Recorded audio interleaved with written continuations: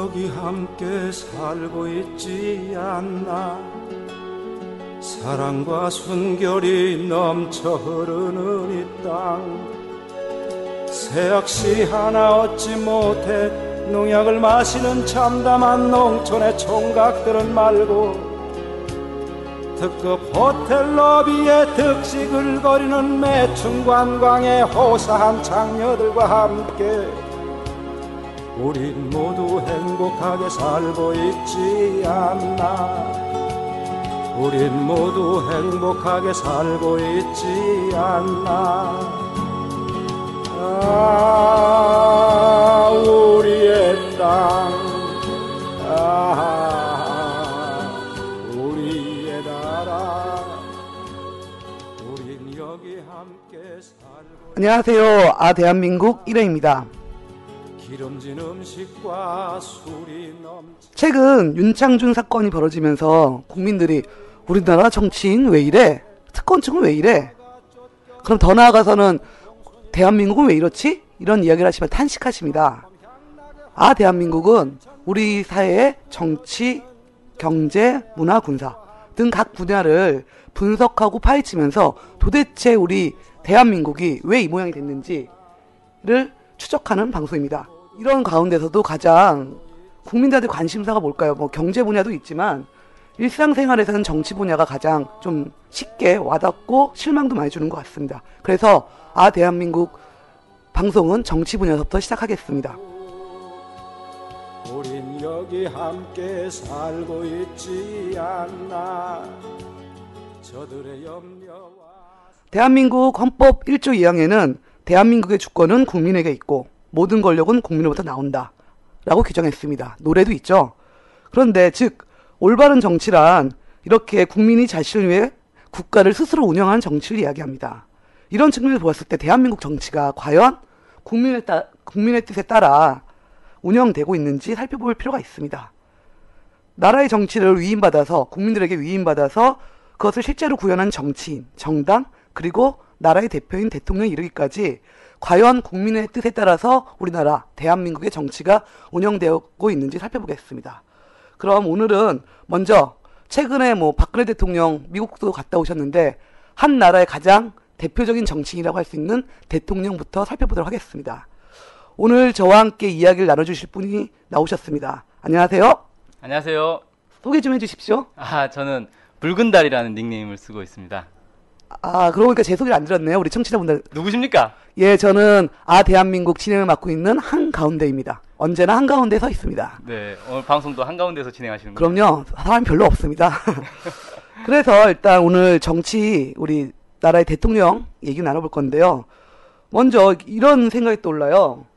한국에서 정치인 하면 좀 많이 싫어하십니다. 그리고 2011년도인가요? 여론조사를 보면 우리 사회를 불행하게 만든 사람들을 묻는 질문에 있어서 무려 65.7%라는 게 정치인으로 나왔습니다. 왜 그렇죠? 네, 정치인 좋아하는 사람 별로 없죠. 근데 정치인을 왜 싫어하느냐? 국민의 혈세를 가지고 정치를 하는데 정치라는 게 국민들을 대변을 해서 국민들 잘 살게 해주는 게 정치인데 실제로 정치인들이 하는 걸 보면은 자신들을, 그러니까 국민들 입장에서 볼 때 국민, 나 자신을 위해서 정치인이 대신 일을 해줘야 되는데 국민을 위한 일은 하지 않고 자기들 위한 일을 하고 있다는 겁니다. 그래 당연히 싫어할 수밖에 없죠. 그리고 그 과정에서 온갖 부정부패 이런 게 끊이지 않고 나오지 않습니까? 그런데 정치인이 자기 자신만을 위한, 그러니까 정치인 자신만을 위한 일을 하면 누가 정치인 찍어주겠어요. 그렇죠. 그러니까 선거에서 맨날 떨어질 거 아닙니까? 국민한테 맨날 봉사한다고 얘기는 하잖아요. 그렇죠. 그런데 실제로 알고 보면 이제 정치인들도 자신들도 이제 선거 때 당선이 되려면 누군가 힘 있는 자를 자기 지지자로 끌어들여야 될 거 아닙니까?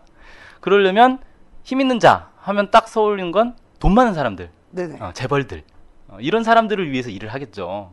근데 사실 이건 어느 나라나 마찬가지. 자본주의 국가라면, 자본주의 국가의 정치인이라면 누구나 다 그렇게 됩니다. 그러니까 자본주의에서는 자본이 많은 사람, 돈 많은 사람이 힘이 있으니까 돈 많은 사람들을 위해서 정치를 하는 거는 일반적인 현상이거든요. 그렇죠. 대부분 나라 그렇지 않나요? 네. 근데 우리나라는 유독 더 심하단 말이에요. 그런 게 정치인에 대한 그런 비호감 이런 게 더 심한데 그건 단순히 이 돈 많은 사람을 위해서 일한다는 것뿐만 아니라 그 뿌리에 뭔가 더 있지 않는가 이렇게 좀 생각해 볼 필요가 있어요. 실제로 그 어느 나라의 정치인이다 그러면 어쨌든 그 나라 안에서 돈 많은 사람을 위해서 일할 것이냐 아니면 돈 없는 사람을 위해 일할 것이냐 이런 걸로 좀 구분이 될 수가 있는데 우리나라는 특이하게 그런 것들을 뛰어넘어서 우리나라가 아닌 다른 나라를 위해서 일하는 정치인들이 이렇게 많다는 겁니다.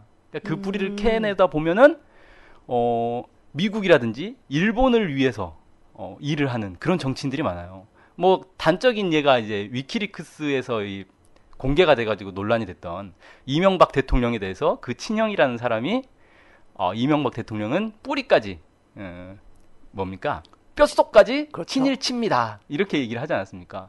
아니 우리나라 정치인이 돈이 많든 적든 어쨌든 우리나라 사람을 위해서 일을 해야 되는데 미국이나 일본을 위해서 일한다? 이건 도저히 받아들일 수가 없는 거죠. 이건 어느 국민도 용납할 수 없는 겁니다. 그러니까 이렇게 자꾸 국익을 팔아먹고 다른 나라를 위해서 일을 하는 이런 정치인들이 많기 때문에 우리 국민들이 정치인을 그렇게 혐오하고 싫어하지 않는가 이렇게 좀 생각을 해봅니다. 네.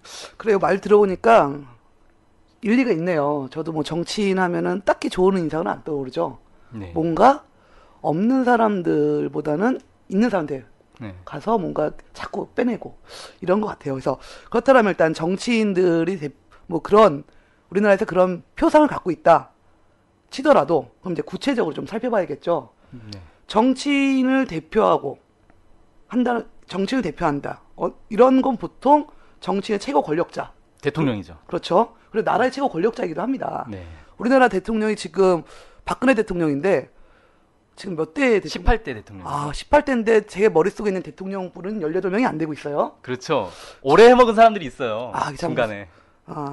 그럼 일단 우리나라를 정치를 대표하는 사람을 대통령을 치고 우리나라 역대 대통령서부터 한번 살펴보자. 그런 이제 시간을 한번 갖도록 하겠습니다. 네. 먼저 우리나라 초대 대통령. 이승만 대통령이죠. 저 이승만 대통령은 어떤 사람이었나요?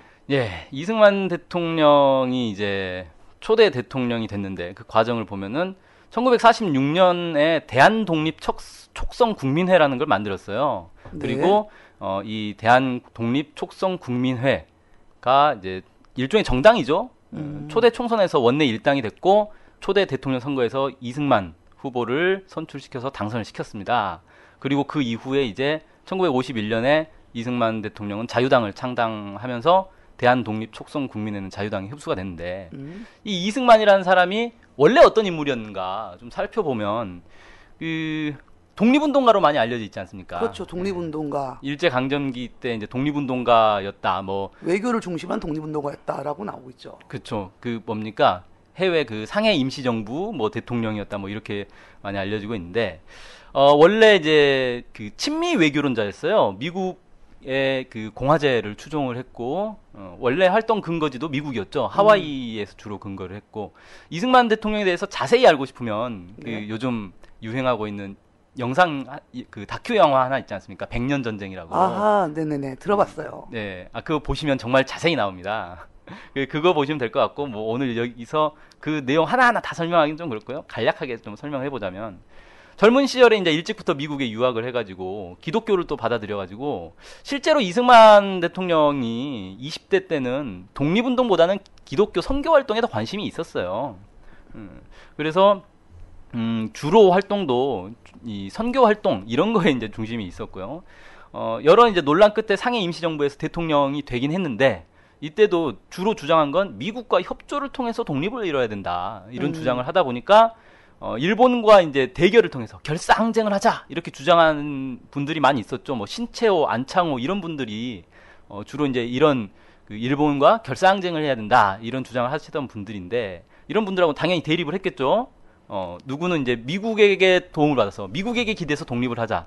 또 하나는 우리 힘으로 일본과 싸워야 된다. 이런 이제 주장을 하는 사람들끼리 이제 대립을 할 수밖에 지금도 없었는데. 비슷한 논쟁이 있는 것 같아요. 뭔가. 그렇죠. 네. 특히 이제 결정적인 게 1919년 2월 16일에 윌슨 미국 대통령에게 독립청원서를 보냈어요. 근데 그 독립청원서의 내용도 보면은 국제연맹이 한국을 위임 통치해달라. 이런 내용으로 독립청원서를 보냈다는 겁니다. 위임 통치. 그럼 뭐 일본 식민지에서 해방돼도 별게 달라질 게 없을 것 같은데요? 그러니까 결국 자주권 어떤 자주 독립 국가를 만들겠다라는 생각보다는 일본만 몰아내면 된다. 일본이 몰아낸 다음에 뭐 국제연맹이 들어와서 뭘 해주든 국제연맹이라고 하면 이제 이때까지는 아니었어도 나중에 이제 2차 세계대전 이후에는 국제연맹이 거의 미국이나 마찬가지 아닙니까? 미국이 가장 큰 영향력을 가지고 있었으니까. 그럼 뭐 미국이 와서 대신 통치를 해달라. 뭐 이런 거나 사실 다를 바가 없는 게 되는 거죠. 이제 그래서 결국 이제 임시정부 내에서도 뭐 논란이 됐고 나중에 뭐 쫓겨나기도 하고 이런 이제 일들이 있었는데 어쨌든 이제 1945년도에 일본이 패망을 하고 나니까 이승만 대통령이 이제 귀국을 하는데 미 전략사무국 문관 대령 자격으로 귀국을 합니다. 그러니까 이미 미국을 등에 업고 귀국을 한 거죠. 네. 그리고 그렇네요. 이제 그때 바로 독립이 된 게 아니라 미 군정이 실시되지 않았습니까? 네네, 그렇죠. 미 군정이 그 보니까 이 38선 이남에 미 군정이 딱 들어서서 어떻게든 이 38선 이남에 친미 정부를 세워야 되겠는데 분위기는 자주 독립 분위기가 압도적일 거 아닙니까? 그 뭐 30년 이상 미국 일본에게 그 억압됐던 우리 국민들이 당연히 자주 독립을 원하고 있는데 미 군정이 와서 이 통치를 하니까 열받겠죠. 그래서 그렇죠. 빨리 이제 자주 독립 국가를 만들자라고 하는데 미국 입장에서는 저렇게 되면 완전한 자주 독립국이 될 것 같고 미국에게 이렇게 그 친미 국가, 미국의 속국처럼 이런 나라를 만들고 싶은데 어떻게 하면 좋을까라고 생각을 해봤을 때 미국에게 친한 사람을 당연히 대통령으로 세우면 되겠다 이렇게 생각을 하고 대표적인 사람이 이승만. 그래서 이승만을 적극 후원을 했죠. 특히 이제 이승만 대통령 같은 경우 당시에 노골적인 친미 성향을 드러냈어요. 그러다 보니까 당시에 이제 38선 이남의 혁신 세력들, 중도 세력들은 당연히 이제 싫어하겠죠. 그러다 보니까 이승만 곁에 남은 사람은 누구겠습니까? 뭐 이승만 좋아하는 친구들이면은 뭐 미국도 좋아하고 이런 사람들이겠네요. 그렇죠. 친미 세력만 남았는데 문제는 이 친미 세력이 어디서 나타났냐? 그때 당시에 한국 사회에 친미 세력은 거의 없었어요. 근데 그죠, 그랬을 것 같아요. 네, 아니 일단 미국하고는 별 관계가 없지 않았습니까? 저기 먼 그동안에. 나라에 있는 네. 뭐 미국 뭐 잘 모르는 나라인데. 네. 그래서 그 많은 친미 세력들이 어디서 갑자기 나타났냐? 친일파들이 변신을 한 거예요. 친일파들이 딱 보니까 일본이 망했어요. 그럼 네. 자기들은 이제 다 죽게 생기지 않았습니까? 그러면 두 가지 길이 있는 거죠. 하나는 회개하고 이제 나도 우리 민족을 위해서 살아야겠다. 이렇게 회개하는 사람은 아주 극소수였고 거의 대부분은 힘 있는 사람한테 다시 달라붙어야겠는데 그러면 누가 힘 있는 사람이냐? 미 군정이 실시되고 있었으니까 미국이 힘 있는 나라다. 그래서 미국으로 다 옮겨간 거예요. 네. 일본을 등에 업다가 미국을 등에 업는 꼴이 된 거죠. 그래서 결국 이승만 곁에는 이 친일파의 잔존 세력인 구구파 한민당만 남게 된 겁니다.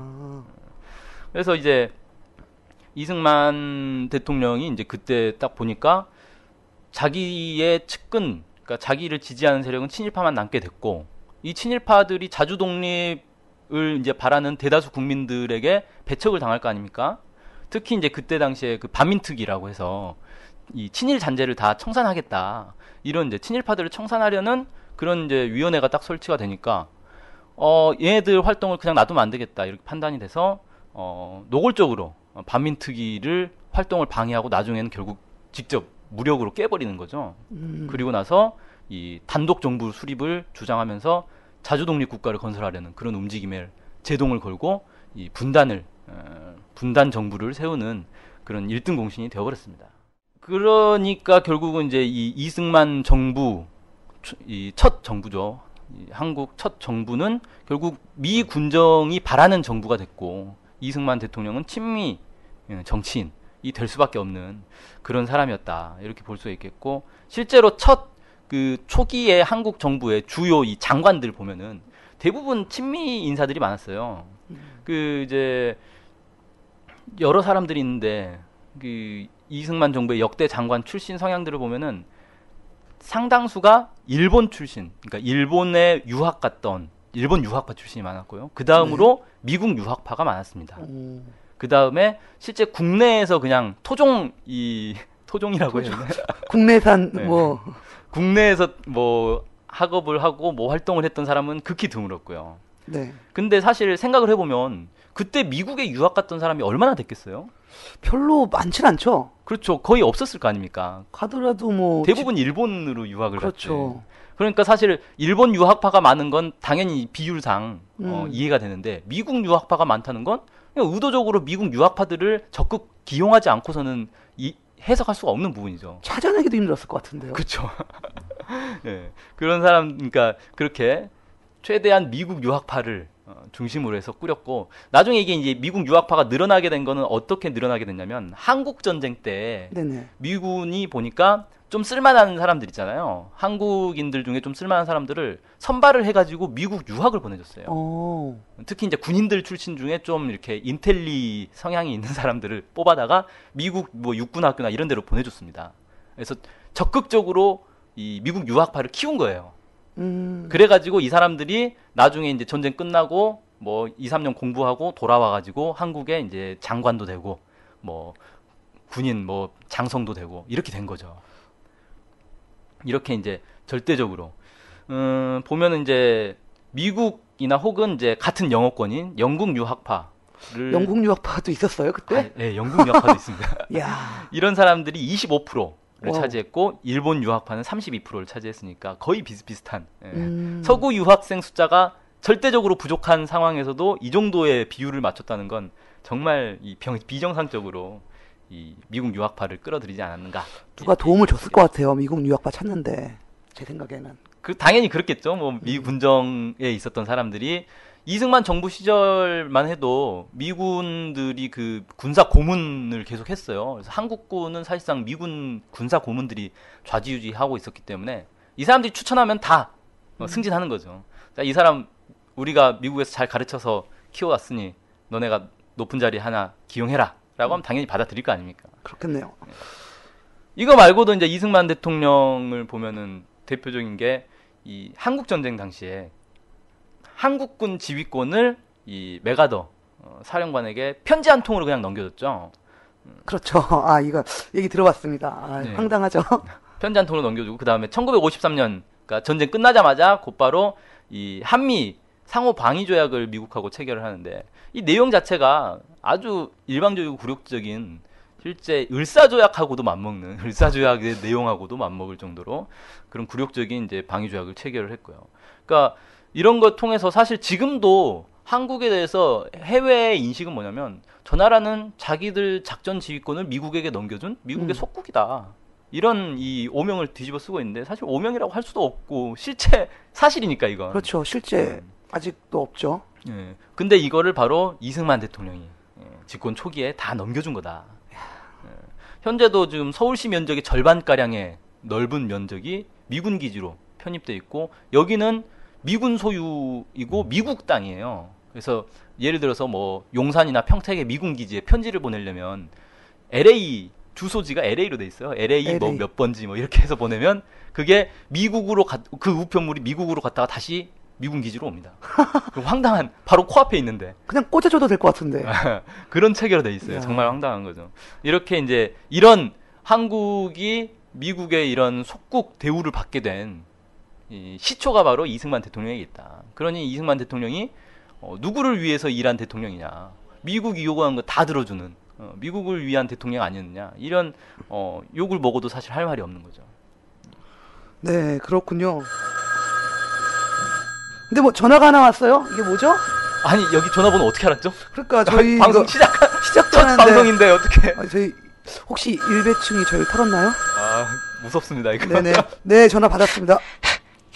내 방송 듣다가 기가 막히가 전화했다.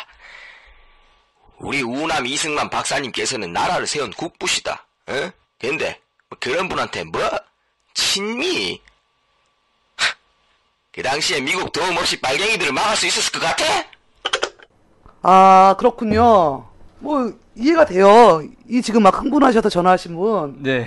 왜냐면 우리나라가 생각해보면 해방된 지 얼마 안 됐고 예. 그 당시에 뭐 이제 북한하고 남한하고 이렇게 나뉘어졌고 뭐 전쟁까지도 전쟁까지 치렀고, 했고 예. 그러니까 충분히 미국의 도움 없이는 나라를 지키기 힘들었다. 이게 어떻게 보면 우리 어르신들의 보편적 생각 아닐까요?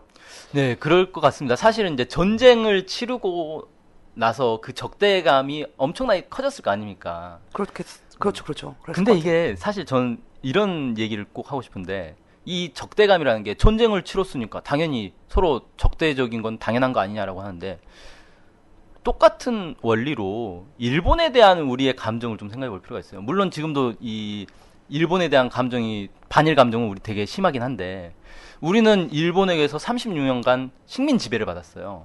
근데 지금 정부나 고위 공직자들이나 정치인들이 일본을 대하는 태도를 보면 어떻게든 일본과 화해하지 못해서 안달이란 말이에요. 심지어는 일본과 군사 조약까지 맺으려고 하고 있고 이미 지금 자위대하고 훈련은 비공개로 일상적으로 진행되고 있거든요. 그런 이제 상황인데 왜 일본은 쉽게 용서하면서 같은 민족인 북한과는 그렇게 사이좋게 지내려는 노력을 하지 않는지 거기에 대해서는 좀 생각을 해볼 필요가 있다. 이건 누군가가 조장을 하지 않고서는 그렇게 될 수 없는 거거든요. 누군가 일본하고는 빨리 친하게 지내라라고 요구를 하고 있고 북한하고는 계속 싸워라라고 요구하고 있으니까 이렇게 되는 거지. 이게 자연스러운 현상은 분명히 아니라는 거죠. 그 이제 말씀하신 게 뭐 당시에 빨갱이들 막으려면 뭐 미국의 도움이 있어야 된다 이렇게 말씀을 하셨는데 물론 그렇게 볼 수 있습니다. 그런데 그 전에 왜 우리가 남북이 갈라져가지고 싸우게 됐는가를 한번 생각해 봅시다. 남북이 왜 갈라졌습니까? 38선 우리가 긋자고 했습니까? 즉 그때 당시에 한국 국민들이 자 우리는 좌우로 나눠져 있으니까 좌우로 나눠서 살자. 그래서 38선으로 갈라가지고 북쪽에는 좌익 인사들은 북쪽으로 하고 우익 인사는 남쪽에 와서 살자. 이렇게 주장한 국민 아무도 없었다는 거예요. 그 38선 누가 그었습니까? 미국이 그었지 않습니까? 그것도 하루아침에 미국 육군 뭡니까? 군인 한 명이 자대고 와가지고 자 38선 쭉 긋고 이렇게 나눕시다 라고 해서 소련에게 이렇게 합시다 라고 해가지고 그냥 자기들끼리 쿵짝쿵짝 한 거 아닙니까? 그러니까 결국은 남북을 갈라놓고 그래서 결국 그 결과 전쟁까지 일어나게 됐는데 그 과정에 사실은 미국이 있었다. 그걸 생각을 해봐야죠. 그리고 다시 미국이 도와준다는 명분으로 이 땅에 들어왔고 그 예전에 제가 그 널리 알려진 영화는 아닌데 가디언이라는 영화가 있어요. 그 가디언이라는 가디언이요? 영화, 예, 그런 영화 제목 같은 제목의 영화가 몇 편 있는데 좀 옛날 영화입니다. 거기에 보면 이런 내용이 나와요. 미국에 그 빈민가가 있는데 너무 범죄가 심하니까 그 아주 쌈 잘하는 사람을 한 명 이제 고용을 합니다. 우리 동네를 좀 지켜달라. 이 사람이 오면서 치안이 유지가 됐어요. 근데 뭔가 이상한 일들이 자꾸 벌어지는 거예요. 그래서 이제 주인공이 이 사람에 대해서 파기시합니다. 이 사람이 오고 나서 치안은 좋아져서 다행인데 뭔가 수상쩍은 일이 있다. 그래서 쭉 파고 오니까 알고 봤더니 이 사람이 이 치안 불안을 계속 조장을 하고 있는 겁니다. 아, 조장하면서 자기가 해결한 것처럼. 야. 그래서 자기 밥벌이를 계속 유지를 하는 거예요. 알고 봤더니 이 동네 불량배들이나 이런 사람들하고 다 연계가 돼 있는 사람이었다는 거예요. 그렇군요. 그러면서 주인공이 막 그 충격을 받으면서 영화가 딱 끝나는데 저는 그런 거랑 비슷하다. 미국이 여기에 살고 싶으니까 이 한반도에 살고 싶으니까 적을 만들어서 싸움을 붙이고 그 싸움을 내가 도와주겠다. 이런 명분으로 딱 들어와가지고 지켜주고 있는 것처럼 하는 거 아닌가. 심각하게 생각을 해볼 필요가 있지 않겠습니까? 그래요. 미국. 네, 일단 갑자기 전화 온 것 때문에 저희가 얘기가 좀 끊겼는데 한번 생각해 볼 필요가 있는 것 같아요. 네. 과연 우리가 왜 분단이 되었는지 다시 한번 고민이 좀 드네요. 그러면 일단 이승만 대통령에 대해서 길게 말씀해 주셨는데 어쨌든 이승만 대통령이 4.19 혁명으로 하야를 하게 되죠. 그렇죠. 쫓겨났죠. 그다음에 우리나라 이제 뭔가 민주주의 뭐 이러면서 막 있다가 이것이 갑자기 새로운 바로 오늘 또 5월 16일이네요. 네. 5월 16일 등장하신 그 유명한 분 다카키 마사오. 네. 이게 지난 대선을 기점으로 해서 이 박정희라는 이름보다 다카키 마사오라는 이름이 더 유명해졌는데. 그렇죠. 검색어 1위. 저 아는 분은 대학 교수신데 뭐 학내에서 다카키 마사오하고 다닌다 뭐 이런 분들 계신데 어쨌든 박정희 대통령이 그리고 어찌됐건 지금의 많은 국민들에서 많이 깊이 남아있는 대통령이에요. 이제 그렇죠. 그러면 박정희 대통령은 어떤 사람이었는가 이런 걸 한번 좀 또 살펴보자. 어떤 사람이었습니까? 예, 박정희 대통령은 한마디로 말하면 친일파에서 친미파로 변신한 전형적인 정치인이다. 한 줄 정리입니까? 예, 이렇게 그렇군요. 얘기를 할 수 있는데요. 좀 자세히 살펴보면 사실 박정희 대통령의 이 친일 행적에 대해서는 워낙에 이제 대선을 기점으로 해서 그렇죠. 널리 알려졌으니까 간단하게 얘기를 하자면 그때 당시 사실 친일파는 많이 있었는데 일왕에게 충성을 맹세하는 혈서를 써가면서 일본군이 된 사람은 흔치 않죠. 예, 유일한 사람이죠. 1939년 3월 31일자 만주신문 7면에 이 기사가 만주신문 7면이요? 예, 예. 자세히 기사가 실려 있습니다. 이건 이제 그 일본 도서관에 가서 이렇게 쭉 보면은 있어요, 실제로. 여기 이제 보면은 한 번 죽음으로써 충성함 박정희 이런 내용의 이제 혈서를 썼다 그래요. 멸사봉공 이 견마의 충성, 견마지로라 그러죠. 이런 내용을 담아. 멸사공공은 이순신 이런 분들이 쓰는 거 아닌가요? 그렇죠. 그러니까 죽도록 충성하겠다. 누구한테 충성하느냐? 일왕에게 충성하겠다. 제발 그러니까 나 군인 좀 시켜달라. 왜냐하면 그때는 이제 군인이 출세의 지름길이었거든요. 그렇게 해서 그 신경 군관학교에 입학해서 우등생으로 졸업을 하고, 그러니까 얼마나 열심히 했으면 우등생이 됐겠어요. 그럴까요? 예, 일본 육군 사관학교 본과 3학년에 이제 편입해가지고 일본군 소위로 예편해서 항일 독립운동한 동포들을 토벌하는 그런 일들을 했습니다. 뭐 널리 알려진 얘기지만 그 항일 독립운동 토벌을 했다 이렇게 하니까 그 자제들이 뭐 네. 명예훼손이다 이렇게 고발을 하면서 증언한 게 토벌한 건 아니고 내근직이어서 직접 토벌은 안 했다 뭐 이런 이제 아, 간접 토벌이네요, 그러면. 토벌도 토벌이죠, 뭐, 그거는. 그렇죠. 예. 그런 사람들이 더 나쁜 건데 실제로는 근데 내근직을 했는지에 대한 증거가 없습니다. 아. 예. 그리고 그 소위였고 군인 출신이었고 그때 여러 이제 증언들 같이 근무했던 사람들 여러 증언들을 보면 실제 토벌에 직접 참여했을 가능성이 매우 높습니다. 이렇게 봐야죠. 자, 근데 어쨌든 이런 이제 원래 친일이었는데 해방이 되고 나니까 세상이 바뀌었잖아요. 그렇죠, 아까. 일본이 없어졌어요. 그럼 어떻게 합니까? 이제 아까 말씀드린 것처럼 친일파들이 전부 친미파로 갈아타듯이 이 사람도 이제 친미파로 갈아타야 되겠는데 그 이런 얘기가 있어요. 이제 그때 당시에 이제 일본 군인들 일본이나 만주국 군인들이 한국에 와서 군인이 돼가지고 초고속 승진들을 많이 했거든요. 그때 당시에 뭐 대장들 뭐 그 장군들 이런 사람들이 대부분 일본군 출신들이 많았습니다. 왜냐하면 당시 이제 독립운동 하던 사람들은 거의 박해를 받고, 왜냐하면 미국에 그 사람들은 자주 독립을 원하는 사람들이다 보니까 미국에게 충성을 안 하거든요. 그러니까 미군정 입장에서는 얘네들을 키워줄 이유가 없는 거죠. 그렇겠네요. 키워봤자 호랑이네. 예. 그래서 이런 사람들은 출세 못하고 오히려 이제 그 뭐 좌익, 빨갱이 이렇게 누명을 쓰고 다 숙청당하고 대부분 이제 친일파 장교들을 막 내세워줬단 말이에요. 그래서 초고속 승진을 해서 1961년 44세의 나이에 이제 소장 계급을 달게 됐고 5.16 쿠데타를 단행을 한 거죠. 5.16 쿠데타를 한 다음에 이 사람이 친일의 그 행각을 많이 했는데 대표적인 게 이제 한일 협정이죠. 1965년도에 이제 한일 협정을 체결했는데 그때 국민들이 한일 협정 반대 시위를 진짜 많이 하지 않았습니까? 맞아요. 예. 지금 정치인들 중에서도 그때 데모하셨던 분도 많던데. 아, 예, 그렇죠. 이명박 전 대통령도 그때 자기가 데모를 했다라고 그렇죠. 주장을 했는데, 뭐 그 정도로 이제 많은 국민들이, 거의 대다수의 국민들이 한일협정 반대를 했는데, 그냥 한일협정을 체결했어요. 그러면서 이 협정에 따라서 일본이 3억 달러 남짓의 경제협력 자금을 줬습니다. 그 3억 달러로 뭐가 무마됐느냐? 36년에 걸친 한국의 강제징용, 강제징병, 일본군 성노예 만행, 경제 수탈, 문화재 강탈 이런 국가 범죄들을 다 무마해버린 거예요. 그러니까 그때 당시에 실제 피해를 입었던 국민들은 아무런 보상도 받지 못하고 이 3억 달러는 고스란히 박정희 대통령의 이 통치 자금으로 돼버린 거죠.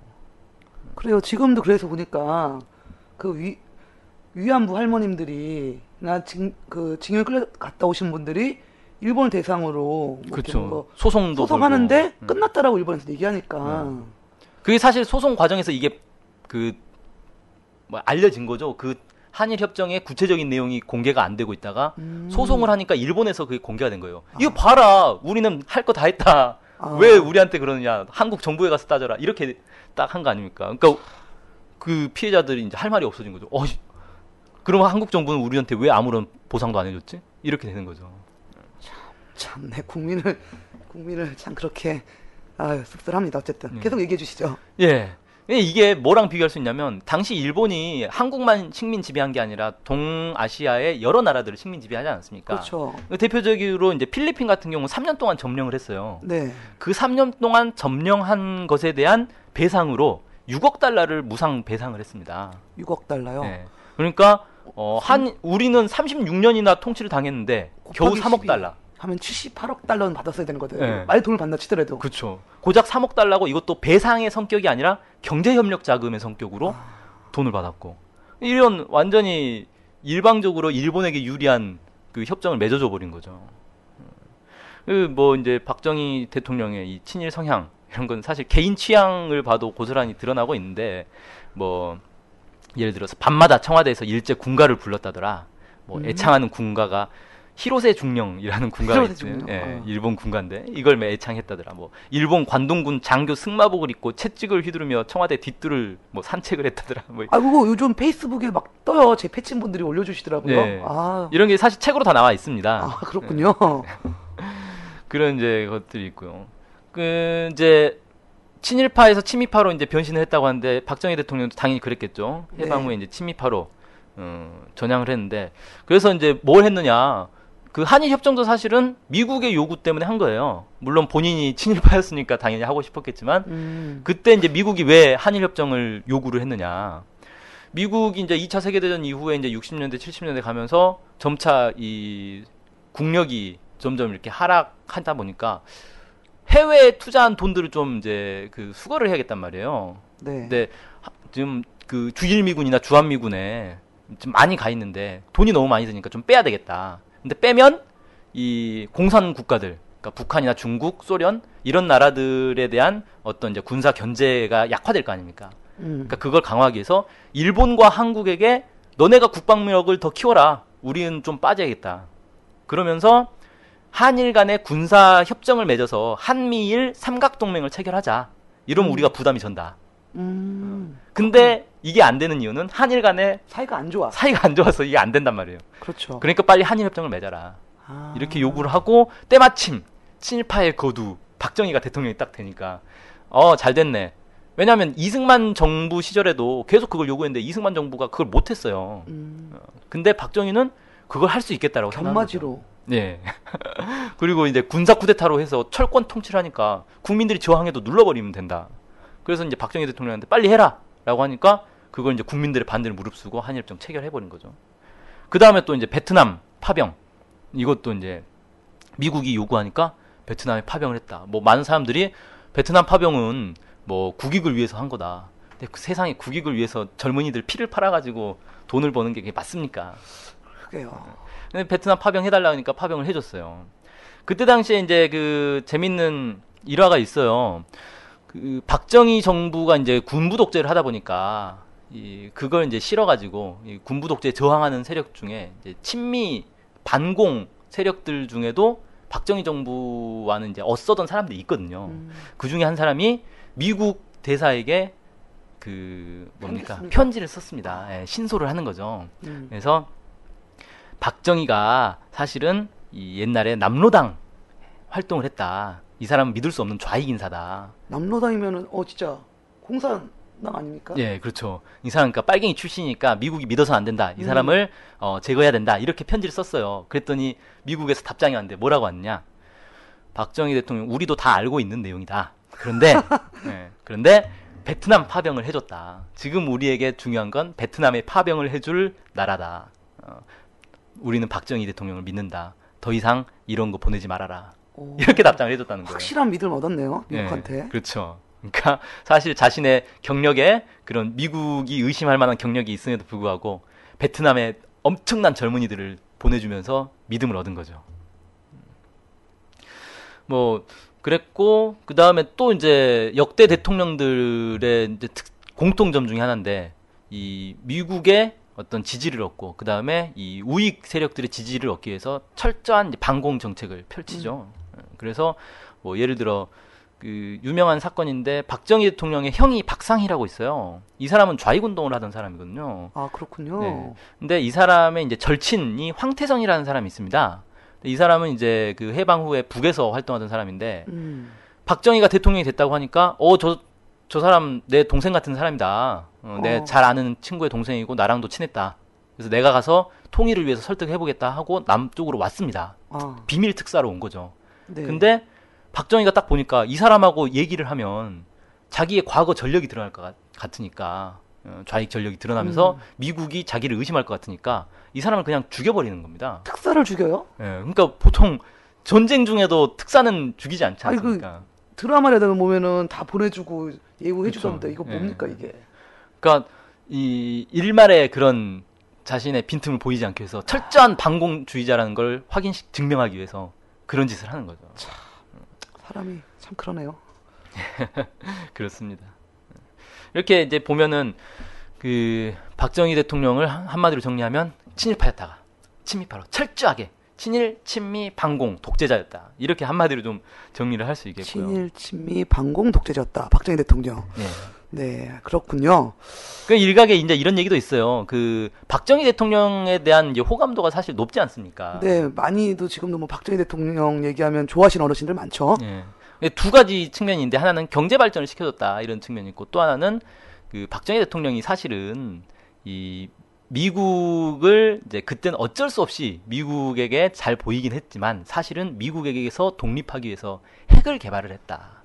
그런 책도 있죠, 뭐. 예, 무궁화 꽃이 꽃이 피었습니다. 피었습니다. 이런 예. 책들이 대표적인 책인데 실제로 핵무기를 개발을 한 건 맞습니다.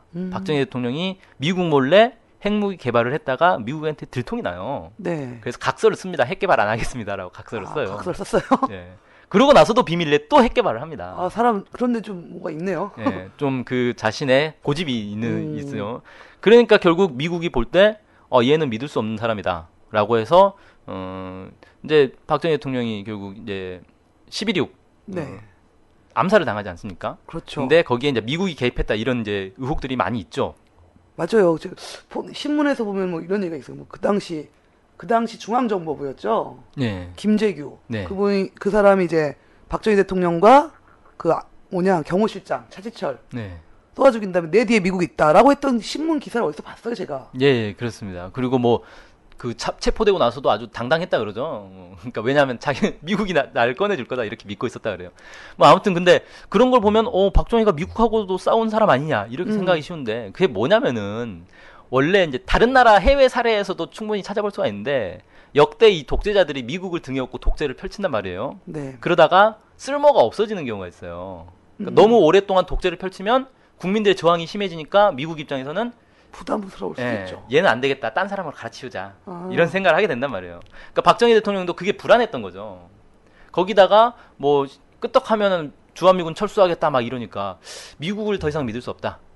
나도 내 살 길을 찾아야겠다. 이러면서 사실 이제 핵무기를 개발하게 된 거였거든요. 그러니까 이게 무슨 미국으로부터 독립하겠다라는 게 아니라 미국의 신임을 자꾸 잃으니까 거기에 대한 대비책으로 핵무기를 개발한 거지. 그래서 무슨 박정희를 무슨 자주 독립을 뭐 추구하던 사람이다 이런 건 사실 거의 소설이고요.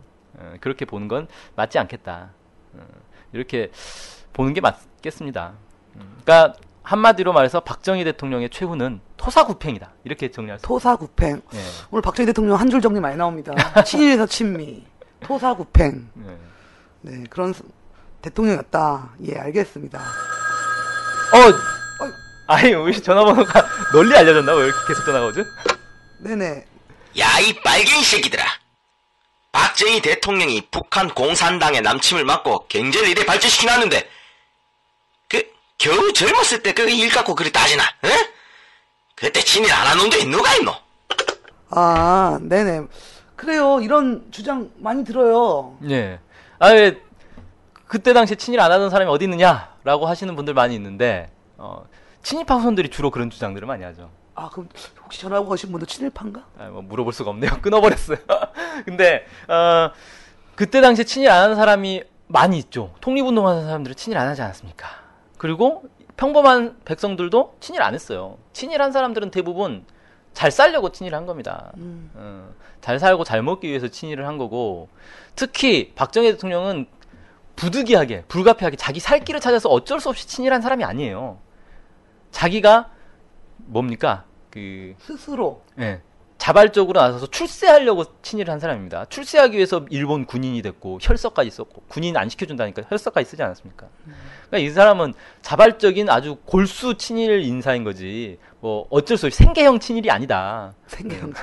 용서할 수 없는 사람이다. 이거 분명히 해야 되고요. 그 다음에 뭐 경제 발전 시켰으니까 용서해주자. 그거는 뭐랑 논리가 똑같냐면요. 그 식민지 근대화론이라는 논리가 있어요. 이것도 친일 학자들이 주장하는 건데 일본이 우리를 지배하면서 경제 발전 시켜주지 않았냐. 철도도 깔아주고 통신시설 뭐 이런 거 다 해주지 않았냐. 그러니까 일본을 용서하자는 겁니까? 아유, 안 되죠. 그거는. 네. 일본이 우리를 위해서 철도 깔았습니까?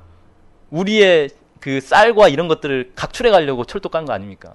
네. 그렇죠. 그걸 보고 마치 일본 때문에 우리가 잘 살게 했으니까 일본을 용서해주자 이런 주장하고 사실 다를 게 없다는 거예요. 박정희 대통령의 그런 이제 경제 발전을 이유로 해가지고 하는 거는.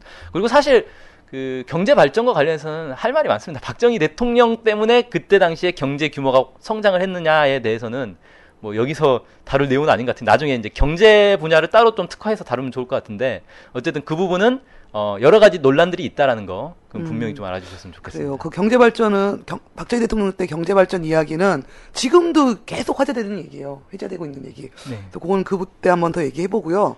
그래서 박정희 대통령이 궁금하신 분들은 그 2시간만 투자하면은 정확히 알 수 있는 책이 있습니다. 만화 박정희라고. 네. 저도 그 책을 보고 이랬던 분이구나라고 알았습니다. 그래서 한번 전화 거신 분 그거 보시고요.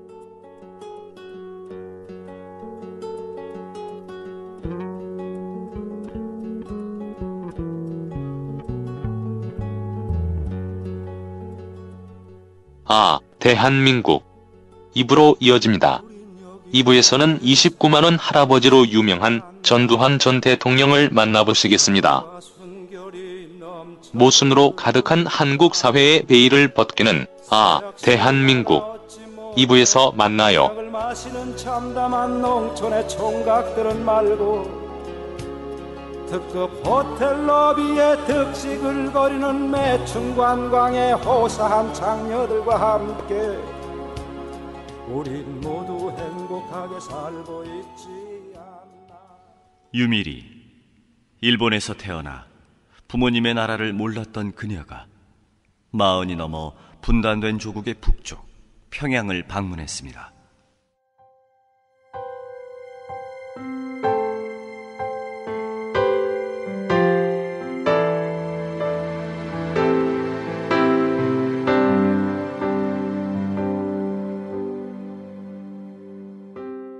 조선에서 돌아오니 마음을 조국에 남겨두고 몸만 일본에 돌아온 듯한 어색함에서 한동안 벗어날 수가 없었다. 마음이 조국의 뿌리를 내리고 있다. 1996년 풀하우스로 이지미 교카 문학상, 1997년 가족 시네마로 아쿠다가와상 수상에 빛나는 천재 제1교포 작가 유미리의 평양 방문기, 평양의 여름 휴가. 교보, 알라딘, 인터파크에서 구입하세요. 도서출판 615.